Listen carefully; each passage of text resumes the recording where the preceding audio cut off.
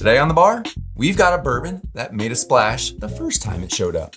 A single barrel, cast strength, and aged long enough to officially be a teenager in bourbon years. This bourbon put Augusta Distillery on the map in 2020. This was their first release, their statement piece, if I can say so myself, and it didn't just turn heads. It won the best bourbon in the world. This one right here. And now it's back. Question is, Arthur, does the Buckner's 13 still hold up as a masterpiece, or is it just relying on old glory? Let's break it down, nose, palate, finish, and find out if Buckner's deserves a spot on the old shelf. Shall we? Pour it up.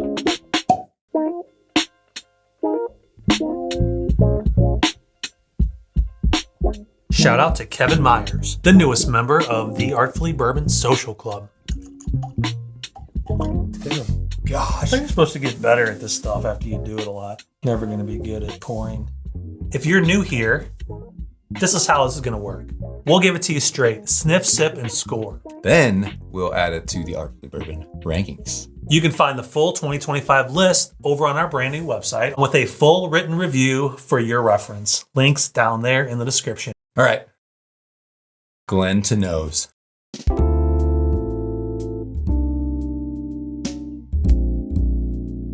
What do you get first? Makes my eyes water. Outside the ethanol, I get a nice fruit note. Cherry, darker fruits. I can tell this has been aged 13 years. There's smoke there. Like you walk into one of those boot stores on Broadway in Nashville. Oh, I think it needs a little more air. Yeah, for sure. Agree with that? Yes. All right. Okay, well, while this continues to open up, let's speak to the bottle design. Okay. What do you think? I like this guy. Fun fact. Buckner's Augusta Distillery is all different bottles. Like every bottle is different. The shape. I think, yeah, they're all, like the 8th is the tall one. And the 10 is a little bit taller than this, I think. And this one's like what would you call this? This is like it looks like a Stag or a Russell's bottle, doesn't it? Yeah. Then the 15 is even also like smaller. It's got the little tiny neck on it, I think. Yeah, little neck. I think the 17's similar to that though. Yeah, a little bit different, like collar, but they feel like they're a family of bottles. They all look the same. Like they have this nice Augusta Buckner's like design on it. And I love the use of that white white Sharpie or whatever they use, the little paint marker on there. I got that pops. Gotta get one of those. It screams premium, doesn't it? I mean, it looks like you would break this out on a special occasion. Agree. And I would put this on my shelf to display it. Yeah. This is probably not a daily pour. Like a display piece than a daily zipper looking bottle or something like that. I think Jim Beam, like Black Label, could compete. No? Okay. Tell us more about Augusta.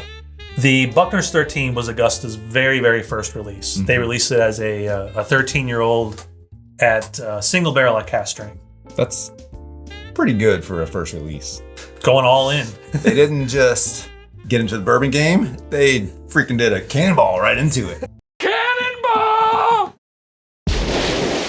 And the San Francisco World Spirits Competition rewarded them for it. World's best whiskey. You did it! You did it! Congratulations! That's a special. Crazy. How can you determine that?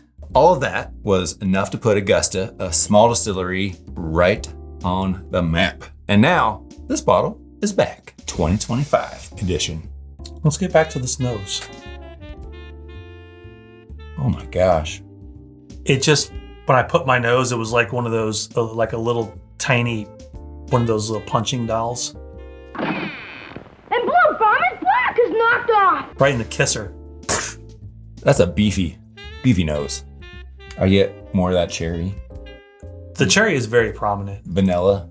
It's like a bushel of cherries, and all the bushel was like poured out, and then you go head first into the barrel of cherry juice. This is getting messy now. We are covered in cherry. I do get, taking the subject away from that, cherry note is brown sugar. I get a touch of like a sweeter, sugary note. Do you get strawberries?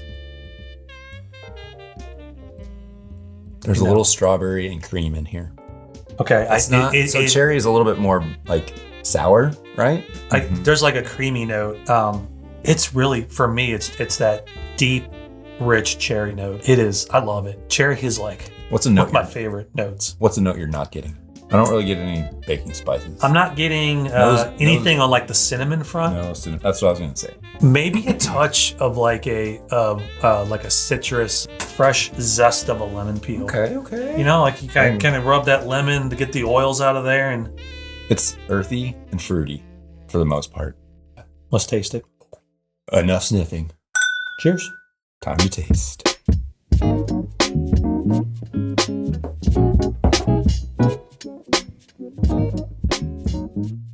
I just have to let it sit. Oh my gosh. It's a little hot. I'll say that first. See my eyes. My eyes are watering. A little spicy, but I like it. First sip of 140 plus proof. Usually the second, third sip, you really get those flavors coming through. I will say fruit comes through Yes. first sip. I get fruit. There is like some maple, a little bit of oak, maybe. It's starting to kind of punch through. Oaky and fruity. Similar to the nose. I don't think that it didn't transition. Sip number 2. Number 2.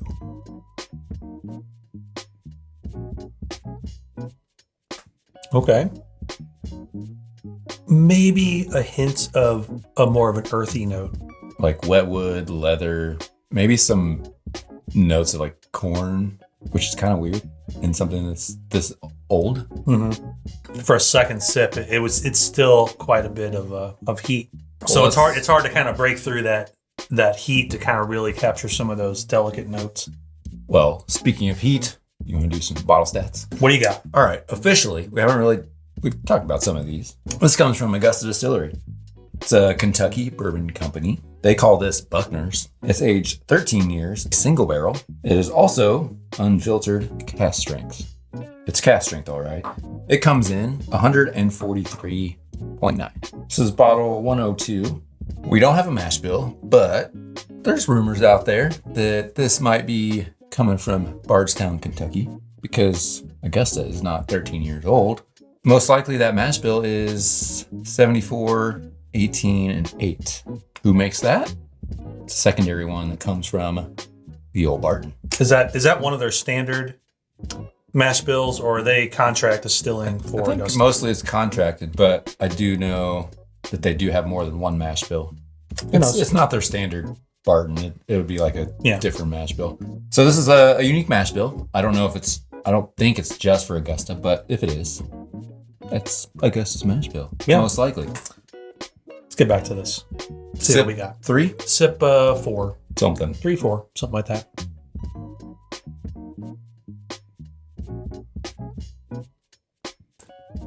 That was really nice. That sip I got a little more caramel. Still creamy, but I'm getting less fruit. A little nuts. Do you get nuts? Let's sprinkle some nuts on that just caramel like there. Some crushed nuts. Yeah. It's definitely woody though. Like the oak still comes through. I do feel like it's opening it. Yeah. The first couple sips was like the same kind of thing. It's like they're starting to be dialed up. Like Each one's getting. like, okay, it's on 2 right now. Now we're on 6. Maybe we amp it up to 9. All right. Ready to score it? I'm ready. All right. As always, we rank based solely on this flavor experience right here. Yeah, what we just experienced, there's no price bias. We don't factor in price into our decision. No price. But if you're curious, about $2.50. Oh, and often higher if you can even find it. That is a hefty price. But that's why we do this. So hopefully our ranking helps you decide if this should be on your shelf. We score on a scale of 1 to 10. 1 being it's a paint thinner situation. Scott, Ooh, you want some? no thanks. 10, on the other hand, is a museum-worthy piece of art in a bottle. Would you say whiskey of the year? Maybe. I'll go first. This is my jam. The nose, spot on. There was a lot of flavor in there. It was, what I say, beefy. Beefy. Lots of flavors that I really enjoyed, including the leather, the oak, the cherries, cream. The flavor started off just really hot and spicy. By the fourth sip though, lots of flavor. Leveled up. The spice didn't go away though, but it wasn't overbearing. It complemented all those flavors. I am gonna give this, based on taste profile alone. Oh, you go, and then I'll give you my answer. Seriously? Yeah. Okay, we will wait on Arthur's ranking, and I will give you my thoughts. If you're looking for something very unique, very complex, hot, this is right up your alley. It made my eyes water. I can't say that about too many whiskeys I drink. But once you kind of get past that, it does open up. There are some really nice sweet desserty notes. The cherry note, I love cherries. Cherries are my jam. It was beautiful because I was met with a whole bushel of cherries. Like I said, face first into a barrel. Got cherry juice all over Head yourself. first. So yeah, that was great. Nice deep red fruits. The maple, the creaminess, really, really nice. Outside of that, it drinks it's a little overpowering on the heat for me. I'm gonna give this I'm gonna give it an 8. 9. That's fine. Okay. I didn't want to copy you, so I just wanted to have that ready to go. Mission accomplished. 8 Well, and 9. okay. So we have an 8, we have a 9, so that gives us a ranking of an 8.5. That's good. Good Yeah. pour. Final thoughts here. I think Buckner's 13. It's not trying to be approachable, obviously. So in that sense, I think it's very successful. It's trying to be iconic. Buckner's. No water, cast strength, single barrels. Bam. And an 8.5 means it officially gets added to the Artfully Bourbon rankings right up there. It's near the top of the bourbons we tried this year. Not too bad. Okay, if you've enjoyed this episode, share it with your friends. And let us know, have you tried Buckner's 13 yet? Do you agree with us, or is the proof point just too much to handle? Drop your tasting notes in the comments below, and if you've got a favorite cast strength monster, let us know. We're always looking for the next, what do you call it? Challenge.